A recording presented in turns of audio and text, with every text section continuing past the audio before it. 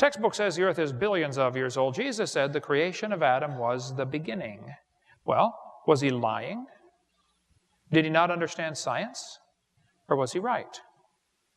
How old is the earth? When was the beginning?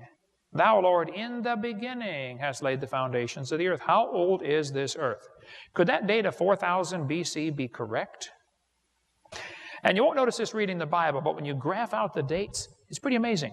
You'll realize that Adam lived long enough to know his great-great-great-great-great-great-great-great-grandson. Noah's daddy could have known Adam for 56 years. Can you imagine a family reunion back in those days? All right, everybody hop on the camel. We're going to go visit great-great-great-great-great-great-great-great-great-grandpa Adam. And he's going to tell us what it was like in the Garden of Eden before the first woman ate the first man out of house and home. I do tell a lot of Adam and Eve jokes, I'll just tell you right now. And this one lady said, well, just where would you men be without us women? I said, in the Garden of Eden. But it'd be lonely. It wouldn't be worth it, okay? Bible says death reigned from Adam to Moses. By man came death. In Adam all die.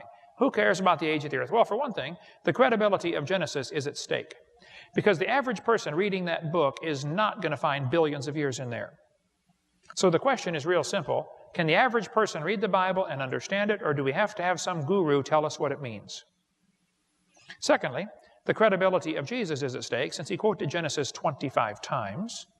And just about every other book in the Bible refers to the book of Genesis. It's an important topic. And the evolutionists really care. If you take away billions of years, their theory looks real silly. Jesus said, had you believed Moses, you would have believed me. He wrote of me. Well, the Bible clearly teaches about 6,000 years. Let's see what the scientific evidence says. In 1999, the world's population crossed over the 6 billion mark. In 1985, there were 5 billion people on planet Earth. In 1800, there was 1 billion people here. Everybody agrees there were about 1 billion people around 1800.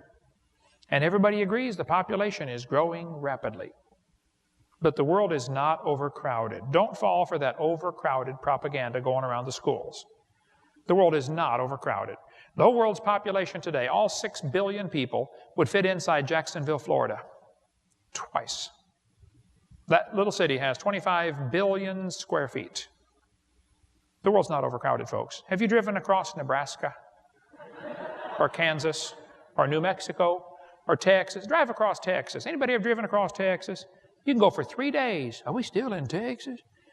Yeah, nothing out there but flat rabbits, I tell you what. The world's not overcrowded. Drive across Tennessee, for heaven's sake. It's not overcrowded. Look, if it's overcrowded where you are, move. Because there's plenty of room out there, other places, okay? Back when Jesus was here, the world's population was only about 250 million. It looks like the whole population growth curve started about 4,400 years ago. Now, if you believe in evolution, you got a problem.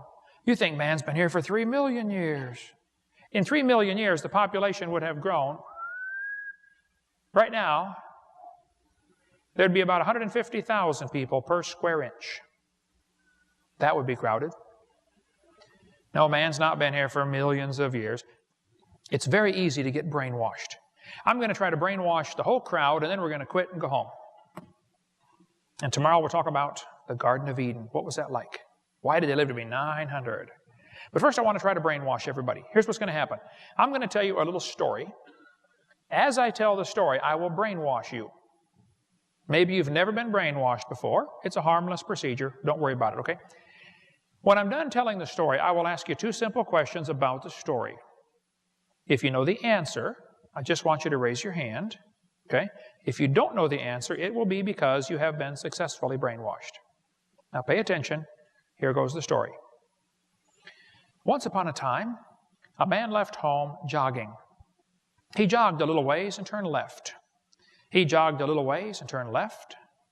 He jogged a little ways and turned left and jogged back home. As he was jogging home, he noticed 2 masked men waiting for him at home.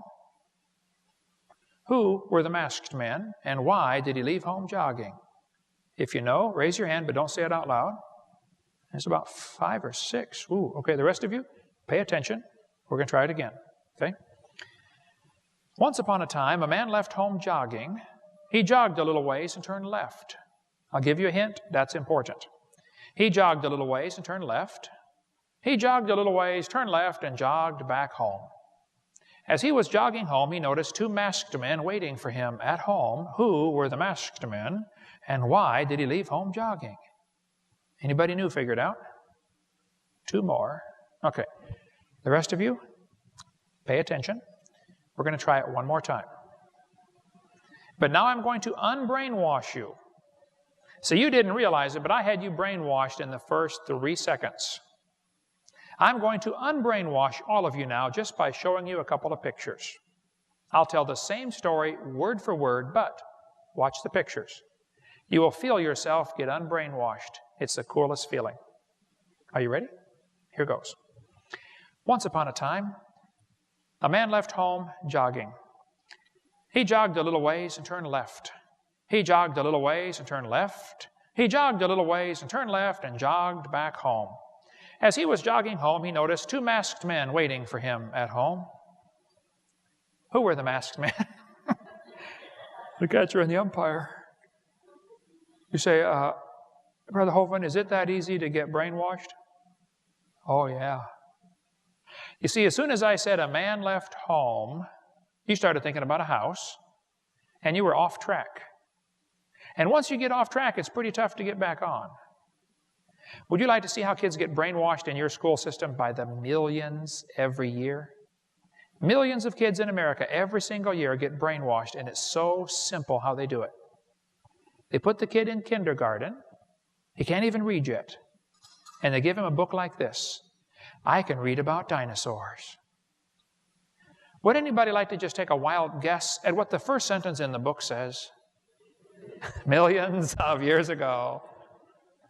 And that kid's being thrown off track in the first 5 seconds. How many kids are being taught that in your town? Like all of them. That's calling Jesus a liar. Did dinosaurs live millions of years ago? Dr. Seuss even says it, millions of years before you were born. Jesus said the creation of Adam was the beginning. Oh, somebody's wrong, folks. Now, wait a minute. The Bible says before the flood came, they lived to be 900 years old. How is that possible? Well, we'll cover that seminar part 2. What about the flood? Well, that's covered on video number 6. And what about dinosaurs? Well, that's covered on video number 3. But listen, you're going to be told in school you started like a slime and you slowly became a human. You be careful because that philosophy will spoil you. Jesus said, beware lest any man spoil you through philosophy and vain deceit, after the tradition of the world and the rudiments of the world and not after Christ. Hey, if a child goes 12 to 16 years to school in your town, how's he going to view the world? Probably as an evolutionist. Hey, if the Bible's right about the beginning, maybe it's right about the end. Wow, that was a lot of information. In case you're wondering, some of the parts we left out included why so-called scientific dating methods just don't work, the impossibility of a supercontinent named Pangaea, and the fantasy of a geologic column. For more on these and many other topics that were skipped, you can order the complete version of this seminar from our website at drdino.com or by calling 877-479-DINO.